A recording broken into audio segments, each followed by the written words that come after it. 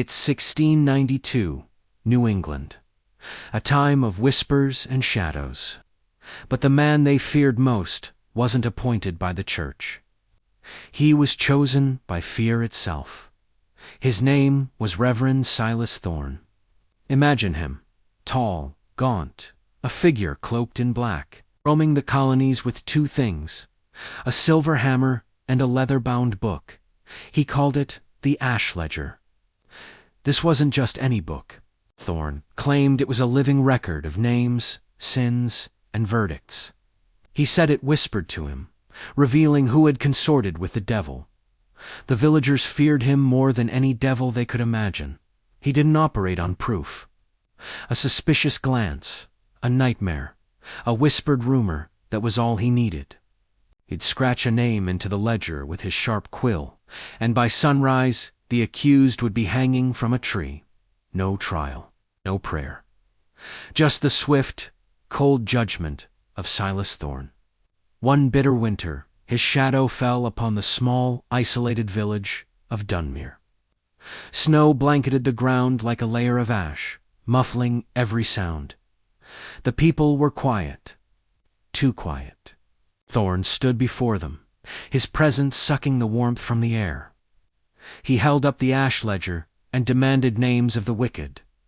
But for the first time, no one spoke. The silence was a wall. That's when he met her. Eliza Crane. She was the village midwife, a healer, a widow whose eyes held no fear. She looked directly at Thorne, past the man, and into the chilling void he carried. "Your book is hungry," she said, her voice steady and clear, "but it's feeding on you." A thin, cruel smile stretched across Thorne's face. "The righteous do not fear the flame," he hissed back. That night, fueled by her defiance, he opened the ledger. He dipped his quill in ink and wrote her name, Eliza Crane. But something was wrong. As soon as the ink touched the page, it began to bleed, spreading like a dark stain. The letters writhed as if they were alive, and a sound, a high-pitched scream, seemed to tear itself from the book's very spine. Panic seized him. He tried to slam the book shut, but it resisted. He threw it into the roaring fireplace, expecting it to be consumed by the flames. But the ash ledger didn't burn. It sat in the heart of the fire, untouched, its leather cover seeming to mock him. The next morning, Thorne awoke to an unsettling world. Eliza Crane was gone. The heavy bronze bell from the church steeple was gone. And strangest of all, the sun was gone. The sky was a perpetual, starless twilight.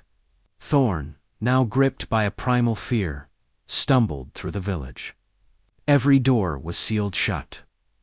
Every window was a dark, vacant eye, watching his every move.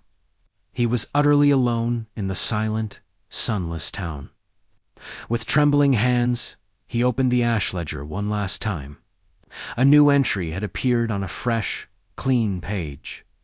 It was his own name, written in what looked like his own handwriting, Silas Thorne. Beneath it, a single, damning line. Verdict: guilty. A scream tore from his throat, but it was answered only by a sound that chilled him to the bone, the dry, rustling laugh of the book's pages turning on their own. Weeks later, travelers found him.